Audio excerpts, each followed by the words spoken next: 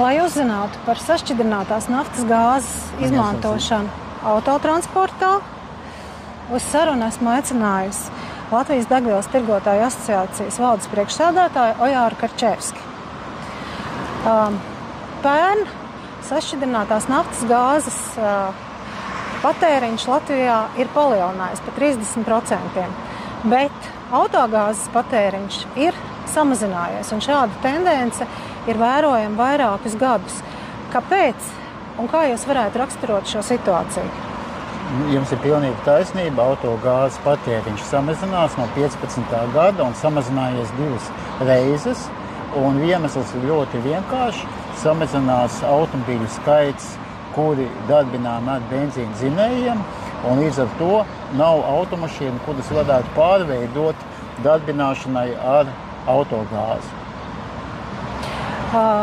Eiropas Savienība ir pieņēmusi regulu, kas paredz no šī gada nogales ieviest sankcijas pret Krievijas importētās sašķidrinātās naftas gāzes piegādēm. Sakiet, kā šis lēmums ietekmēs autogāzes tirgu, jo, kā zināms, šī regula tiks ieviesta pakāpeniski, proti 12 mēnešu periodā. Noteikti, ka tas ietekmēs, bet visticamāk būs tā, ka tie, kuri lietoja autogāzi, turpinās lietot savus benzīna automobīļus ar benzīnu. Un līdz ar to neērtības neizjutīs, būs gan zināmā mērā cenas palielinājums, jo benzīns ir dārgāks nekā autogāze, bet kopumā tā nav būtiska ietekme, jo automobīļu gāzes patēriņš ir kļuvis mazs, kādreiz viņš bija 5%, tagad viņš ir tikai 2,3%. Sakiet, kāds šobrīd ir Krievijas importētās autogāzes īpatsvars autogāzes tirgu?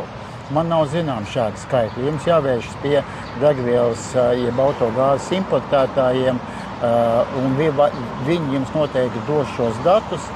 Jūs griezāties pašlaik pie mazumtirgotājiem, kuri izplata autogāzi.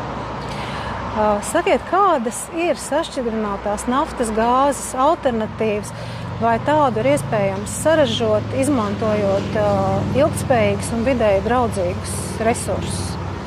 Domāju, ka šādas alternatīvas nav, jo sašķidrinātā naftas gāze ir blakus produkts naftas pārstrādei.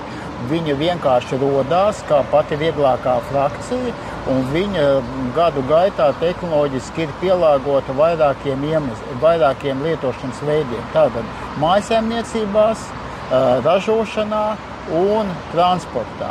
Bet kopumā, ja šādas naftas pārstrādes nebūs arī šāda veida produkta, un visticamāk, kad viņu tehnoloģiski nebūs izdevīgi ražot salīdzinājumā pārējiem enerģijas veidiem.